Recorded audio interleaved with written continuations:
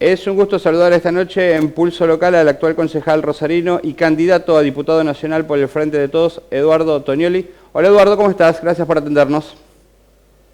¿Qué tal? Buenas noches. No, gracias a ustedes, el gusto es mío. Bueno, obviamente que interesa saber qué análisis han hecho de las primarias y qué pasa con el Frente de Todos, particularmente a nivel provincial y a nivel nacional, obviamente que también. ¿Qué lectura hacen ustedes, Eduardo? Bueno, en principio decir que el resultado no ha sido óptimo, eso creo que es obvio para el Frente de Todos, y una lectura puede ser particular, ¿no? O personal. Nosotros venimos de una etapa muy dura, o estamos intentando salir de una etapa muy dura, signada por la pandemia por un lado, pero previo a la pandemia por la crisis económica que dejó el macrismo, y el Estado y la gestión a nivel nacional que conduce Alberto Fernández y Cristina Fernández de Kirchner han puesto en el centro de la escena la necesidad de las políticas de cuidado, ¿no? De cuidado de la población a través de la política sanitaria, fundamentalmente a través de la campaña de vacunación, que hoy está mostrando sus resultados, y después del cuidado también del trabajo y de la producción. Hay que decir que pese a todos esos esfuerzos, por supuesto que hay una parte importante de nuestra población que aún así, producto de esa crisis económica y producto de la pandemia, no la está pasando bien. E indudablemente parte de eso se refleja en algún reproche válido, por supuesto, como siempre cuando el pueblo habla, de incumplimiento de ese contrato originario, ese contrato no escrito entre la población, entre el electorado y, en este caso, el presidente de la Nación, en el 2019, ¿no? Donde, bueno, estaban puestas las expectativas en la salida de esa enorme crisis económica que dejó el macrismo. Frente a esa imposibilidad de saldar esa situación, indudablemente hay una parte de nuestro electorado, porque entiendo que Cambiemos no ha variado demasiado sus números, que nos reclama eso, y está muy bien, y entiendo que está muy bien también que el Estado, que el gobierno profundice algunas políticas que tienen que ver con el cuidado, con recuperar el salario, los ingresos, etcétera, en esta etapa. No por lo electoral, sino fundamentalmente porque es lo que corresponde, ¿no? Es lo que hay que hacer. Ya vamos a entrar en el análisis de las medidas, Eduardo. Parece interesante también para que evalúe qué impacto pueden tener en nuestra provincia, en nuestra región. Pero quería consultarles sobre la cuestión política y electoral del Frente de Todos en Santa Fe. Tuvieron una interna ciertamente subida de tono en algunos momentos, con algunos fuegos cruzados. Usted siempre decía que no había que tenerle miedo a las primarias. ¿Se recompuso esa relación? ¿Qué han acordado? Sí, de hecho, al día siguiente, en mi caso, estuve reunido, porque es lo que correspondía, ¿no es cierto?, con quien a la postre terminó siendo el número uno en la lista de diputados nacionales, de candidatos a diputados nacionales del Frente de Todos, que es Roberto Mirabella. Estamos trabajando en conjunto. Ayer tuvimos una reunión de la Mesa Chica, el Consejo Ejecutivo provincial del Partido Justicialista, consejo del que formo parte, y el peronismo está alineado para trabajar en conjunto de cara a esta segunda etapa. Yo valoro mucho la posibilidad de las internas. Creo que es una herramienta, la de las PASO, que en la provincia de Santa Fe todas las fuerzas políticas hemos utilizado muchísimo, que el peronismo ha utilizado muchísimo, no así en otros distritos, ¿no? Y me parece que uno tiene que, creo que como fuerza política que hoy se expresa por medio de una coalición entre distintos actores que piensan distinto, valga la redundancia, porque si no, no sería coalición, me parece que tenemos que empezar a hacer el ejercicio de utilización de este tipo de herramientas. En la provincia de Buenos Aires, en el proceso previo al cierre de listas, la Junta Electoral del Partido Justicialista, por ejemplo, según algunas notas de prensa, ¿no es cierto?, de opinión política, volteó, como se dice coloquialmente, 70 listas distritales. En los lugares donde no fue así, por ejemplo en Lanús, donde hubo tres listas fuertes del Frente de Todos, ¿no es cierto?, en las categorías locales, la sumatoria dio un triunfo frente a Cambiemos, ¿no? Entonces, las PASO, que fueron una herramienta pergeniada en su momento para saldar un poco, para superar la crisis de representación de los partidos políticos, para abrir el juego, son utilizadas comúnmente por distintas fuerzas de la oposición. Cambiemos en ese sentido, la ha utilizado en varias ocasiones, incluso para candidaturas nacionales, y nosotros que fuimos quienes a través de Néstor Kirchner en su momento la impulsamos, no estamos sabiendo utilizarla de la mejor manera. No hablo de Santa Fe, donde repito que se suele usar positivamente, sino en el resto de los distritos del país, ¿no? Es para hacer una revisión de esto, ¿no? Claro. Bueno, se supone que la tensión en Santa Fe está saldada, que hay acuerdo, que están acompañando, que han conformado la lista, que en definitiva competirán las generales. Ahora, se reproduce una tensión en el interior del gobierno, ¿no? Estas disputas entre, o opiniones cruzadas entre el ala más dura de Cristina, la del críticas hacia la gestión del presidente. ¿Cómo quedó eso, Eduardo? ¿Qué ve, qué analiza? ¿Cómo quedó conformado el gabinete? ¿Es un gabinete de transición? ¿Es un gabinete para relanzar el gobierno? Yo entiendo que es un gabinete cuyo objetivo es tener mayor ejecutividad, ¿no es cierto? No es lo que más me interesa la discusión de los nombres, lo decía cuando arrancó este debate.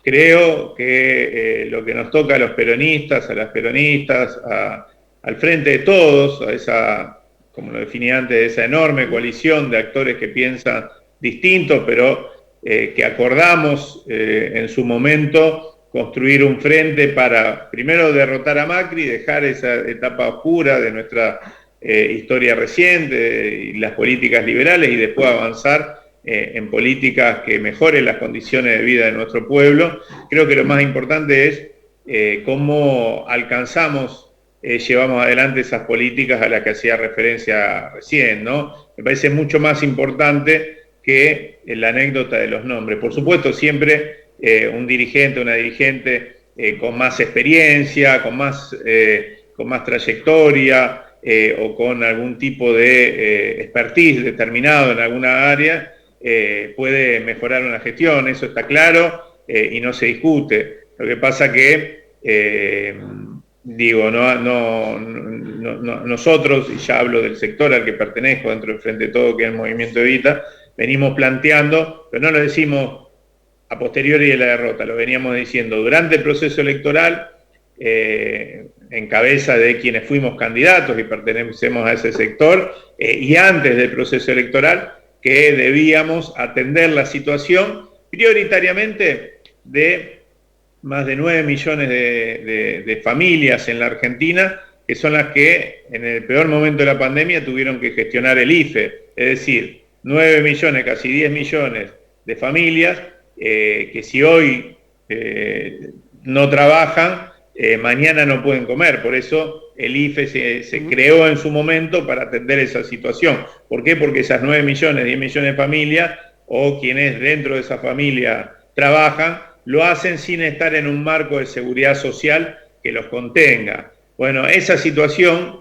que desnudó la pandemia, esa enorme desigualdad, por supuesto agravada por la etapa previa del macrismo, la crisis económica, el proceso de precarización que se dio, pero preexistente también, y producto de décadas, por lo menos de Rodrigazo hasta acá, de políticas regresivas, más allá de que uno puede identificar claramente periodos como el 2003-2015 de mejora sustancial de la actividad, de las condiciones de vida de la población. Aún así, esos enormes grados de desigualdad no se erradicaron, ¿no? Y eso es lo que conocemos como, o el resultado de eso es la pobreza estructural. En ese sentido, nosotros entendemos que no solo hay que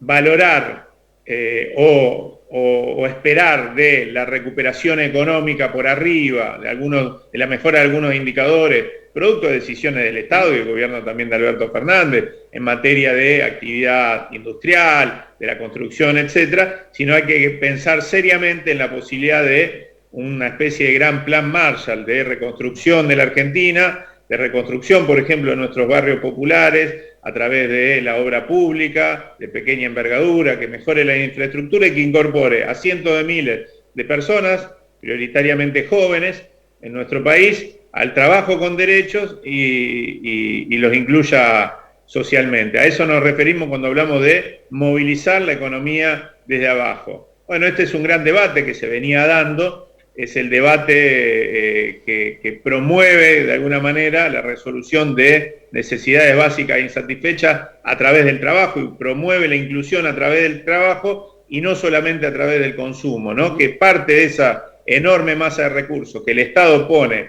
en asistencia alimentaria, en inclusión a través del consumo, pueda ir progresivamente transformándose en herramienta para la inclusión a través del trabajo. Eso es para nosotros una forma de pensar la reconstrucción de Argentina desde abajo para arriba. Por supuesto hay distintas visiones y hay que ver cómo llegamos a una síntesis, pero quiero decir, no es que no la vimos venir y que entendemos, o que muchos sectores, o que todos los sectores de Frente de Todos no la vimos venir y estábamos en una especie de letargo autocomplaciente.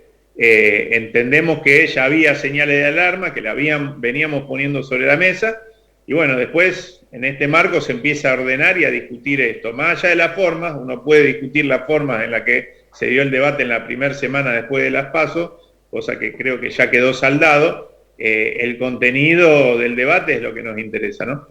Entiendo entonces que queda como una vuelta de rosca al plan, a las medidas tomadas, ¿no? Hay como una primera intención de dar algunos recursos, poner dinero en los bolsillos, pero falta eso que usted dice que tiene que ver con movilizar a la economía, llevar al trabajador informal a la formalidad, al que no trabaja en primera instancia. Hay todavía un campo para trabajar.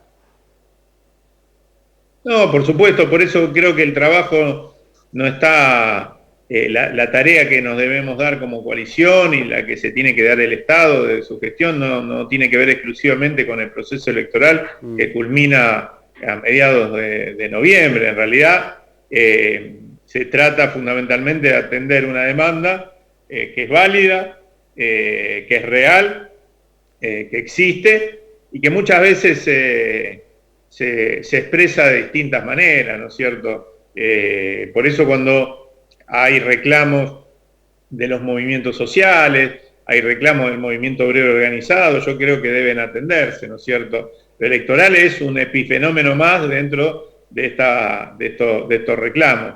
En este caso se expresó en muchísima gente que no fue a votar, gente que fue a votar y que era votante o votó en el 2019, porque los números están a la vista, claro. Alberto Fernández, Cristina Fernández de Kirchner, y eligieron otras opciones. Cambiemos no canalizó, entiendo, tengo para mí ese descontento, porque sacó incluso un poco menos que hace 2 años. Yo creo que acá lo que tiene que preocuparnos es que el Frente de Todos siga siendo la expresión de esas ganas y esa vocación y de esa demanda por transformar esta injusta realidad. Si nosotros logramos seguir siendo eso, no importa tanto el resultado en una elección intermedia, que es legislativa, sino que cabalmente estaremos cumpliendo con ese contrato electoral que se firmó en el 2019. Entiendo que eso es lo que debe preocuparnos. Después, por supuesto, vamos a unas elecciones con todo el ímpetu y con toda la vocación por ganarla. Cada elección es una foto.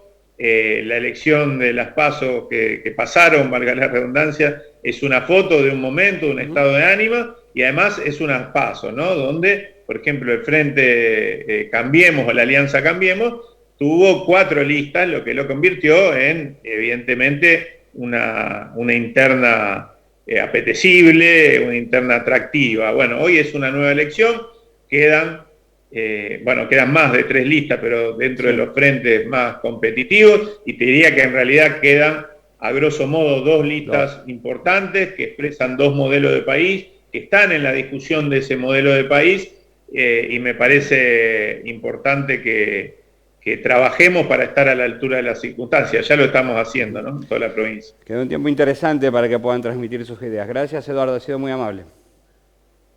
No, gracias a ustedes. Un abrazo muy grande.